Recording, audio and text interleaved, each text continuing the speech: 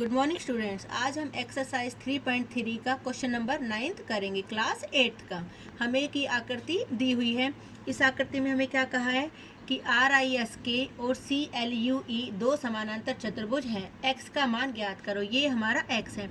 हमें कौन कौन सी दो समानांतर चतुर्भुज दी हुई है, पहले हम आकृति को देखेंगे। RISK कहाँ पर है हमारे RISK, RIS और ये हमारा K। दूसरी है हमारी CLUE कहाँ है हमारी CLUE। ये हमारी दो समानांतर चतुर्भुज है। अब देखते हैं सवाल कैसे करेंगे। समानांतर चतुर्भुज हमने सबसे पहले ली RISK, ये वाली RISK। अब हमें इसमें पता है कि K और S ये हमारे कैसे कोण है, आसन कोण। अब आसन कोणों का जोड़ कितना होता है हमारा 180 डिग्री। तो K की वैल्यू हमारी कितनी दे रखी है 120। अब हमारी इस S की वैल्यू नहीं दे रखी, तो हम इस S की वैल्यू निकालेंगे।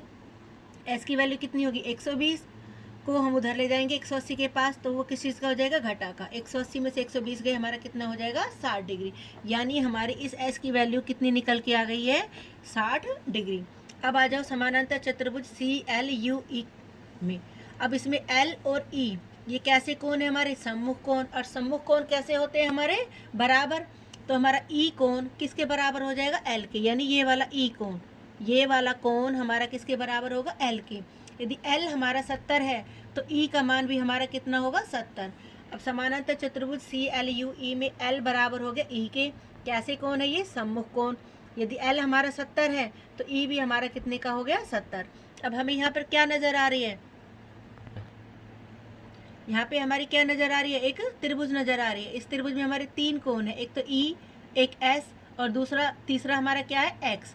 E का मान हमें पता चल गया 70 है और S का मान हमारा कितना है 60 डिग्री। तो अब हमारे त्रिभुज के तीनों कोणों का जोड़ कितना होता है 180 डिग्री।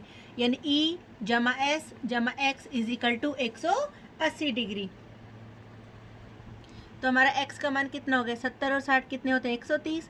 अब 180 के पास 130 गए, घटा के हो गए 180 में से 130 गए 50 डिग्री। अब हम आते हैं क्वेश्चन नंबर 10 पर। क्वेश्चन नंबर 10 पे हमें एक ये आकृति दी हुई है KLMN और ये हमसे पूछा गया है कि क्या यह एक समलंब है। अगर ये समलंब है तो इसकी कौन सी दो भुजाएं बराबर हैं। अब हमें तो सिर्फ एंगल्स यहीं दिए हुए हैं। इन दोनों एंगल्स का सम देखो कितना निकल कर आता है, M जमा में L। अगर हम इन दोनों एंगल्स को जोड़ते हैं तो हमारे दोनों कोणों का जोड़ आता है 180 डिग्री। लेकिन ये 180 डिग्री कैसे कोण है, तिर्यक रेखा के एक ही तरफ बने अंतः कोण। ये हमारी तिर्यक रेखा है और ये हमारे कैसे कोण है, अंतः कोण। या हम ये भी कह सकते हैं ये हमारे कैसे कोण है, आसन्न कोण। ये तिर्यक रेखा के एक ही तरफ बने कैसे कोण है, अंतः कोण। अगर ये अंतः कोण है तो इसका मतलब NM समानांतर हो जाएगा हमारे किसके, KL के।